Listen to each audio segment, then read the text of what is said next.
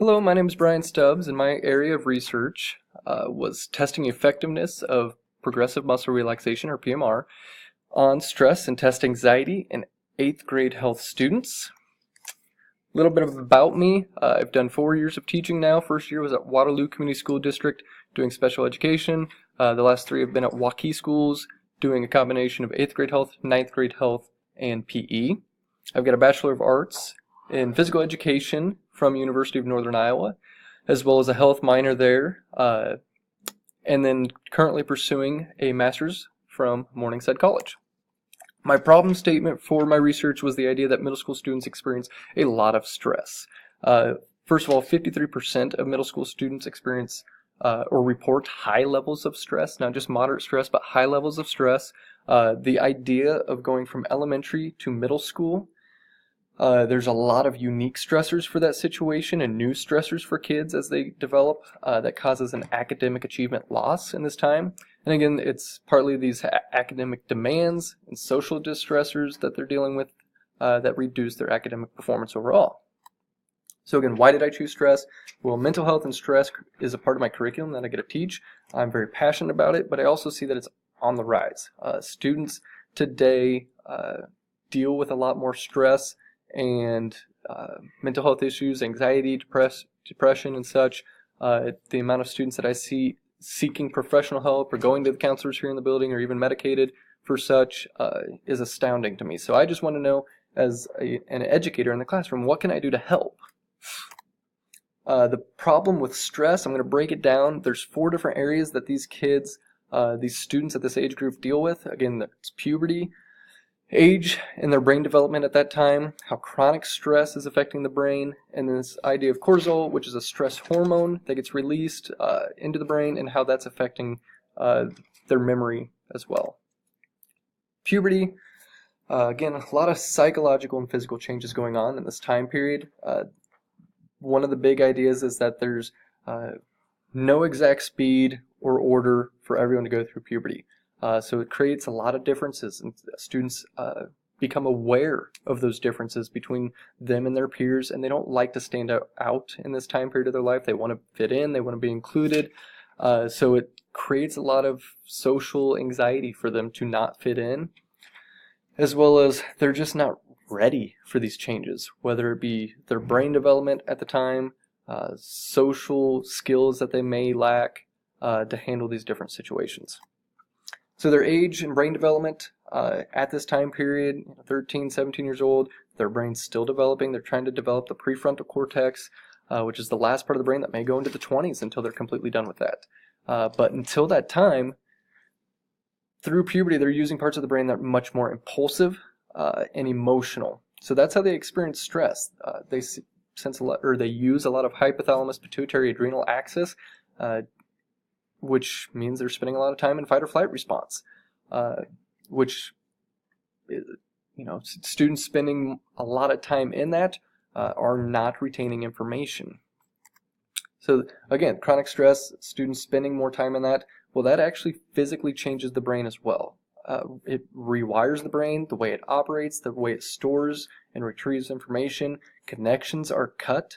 So if students aren't practicing and using their prefrontal cortex, where they're going to do a lot of their logical thinking, problem solving, decision making skills, it's a use it or lose it. And so if they continue spending a lot of time in stress and don't get to develop that prefrontal cortex, then they're going to use emotions and impulsive behaviors to act on, which results in a less effective brain. The retrieving of information, storing of information isn't as effective. They don't use problem-solving skills, decision-making skills, critical thinking skills the way we want them to be effective and successful academically. Cortisol is the chemical that gets released, and it's really a major problem behind all of this. 25 milligrams of cortisol can affect the hippocampal and amygdala areas. So if one time during stress response that much cortisol gets released, it decreases memory formation as well as retrieval. So if they're experiencing stress while they're trying to form those memories, it's a problem, or if they're trying to retrieve that information, it's also a problem. So students who sit in your classroom and may be experiencing stress at that time, whether it's be bullying or noticing they're standing out in some way, they're insecure about their body, other issues that might be going on socially, friendships, well, their brain is now deemed the information that you're trying to teach them not important. So it's not retrieving, or it's not storing it away, or it's not retrieving it. Cortisol has also been linked to anxiety and depression, which again is on the rise in students of middle school age. Solutions I looked at for stress was physical activity. It's well documented. The brain operates better, functions better after being physically active, but 73% of people feel euphoric and less stressed after physical activity. 63% believe it improved their academic performance. So that belief triggers motivation. But what I found interesting was that physical activity, all the benefits that occur in reducing stress happen in the first 20 minutes. So being physically active beyond that 20 minutes is going to help you health-wise, but it's not going to reduce any more stress for you. Then I looked at the physical activity compared to relaxation techniques. And I was kind of surprised to find that there was no difference. The stress reduction benefits are the same. So then you can look at, well, first 20 minutes of relaxation is going to get you the same benefits. I specifically looked at progressive muscle relaxation because for a few reasons it has shown positive effects of expressing emotions, and that's what we're trying to teach kids, how to handle those emotions in a positive way, as well as reducing cortisol, which is a big problem behind memory formation and memory retrieval. I also picked PMR because over physical activity, because being a PE teacher as well, it's super hard to motivate kids to be physically active. That's also another big stressor for students. They don't like to perform in front of others. So I didn't want to create stress. I wanted to find a technique that was easy, simple. They can do sitting in their desk, laying on the floor. They didn't have to perform in any way outside of tensing some muscles. Gaps in the research that I'm trying to fill, again, what's documented is the benefits of stress reduction. We know stress reducing benefits from these different activities and how that can improve academics. PMR reduces levels of cortisol in the brain. We know that. But what lacks is it's not a lot of research specific to this age group. A lot of the research I found was aimed at even post-secondary education students, people in college, seeking master's programs, and even further. Or there's not a lot of research in applying this to educational issues like test anxiety. How do you use relaxation in your classroom to reduce test anxiety? So I did not see a lot of information over that. The purpose statement is to examine the effects of PMR on student perceived stress levels and to examine the possible effect PMR has on test anxiety. So again, stress and test anxiety. My hypothesis, PMR would reduce stress and test anxiety. And then my variables being the PMR that's going to be introduced to the test group, and the dependent variable is the levels of stress and test anxiety reported. Possible impacts, if I'm right or correct about this, was the idea that education, we need to focus on the emotional to achieve the academic. We need to focus on the whole child and develop them as a person and handle their emotions to get those academic outcomes that we want. We can't just force kids to learn, meet the expectations of all the academics in all the classes. We got to care about the child to get those outcomes that we want. So it's possible school-wide strategies that can be implemented. PMR is very cost-effective. Not a dime has to be spent on it. If you get a projector computer connected to the internet, you can find videos all over YouTube. And then teachers can maximize their class time. Can I sacrifice 5-6 minutes now to get better benefits in those last few minutes of class time? The methods and procedures, again, the participants that I had were randomly selected. It was done by administrators and counselors who put the schedules together into those classes, and then I flipped a coin on 2 classes. On one got test group, one got control group. The participants were all 8th grade students, and mostly in a Caucasian demographic, very suburban, wealthy community, very low free and reduced lunch percentage. Then the control groups, so the first step was they took the surveys. And the surveys I used, one was from the University of Berkeley in California, where they tested their perceived stress levels. And the next one for test anxiety was the West Side Test Anxiety Scale. And they're both online, both multiple choice, just trying to get a baseline of what is their stress, what is their test anxiety levels. Then both groups were taught identical curriculums. It's a district self-created curriculum, but it did meet the National Health and Education Standards number 7, which was demonstrate the ability to practice health-enhancing behaviors and avoid or reduce health risks. Then throughout, test group began each class with PMR, 5 minutes of PMR, used a YouTube video by Janine Holleran.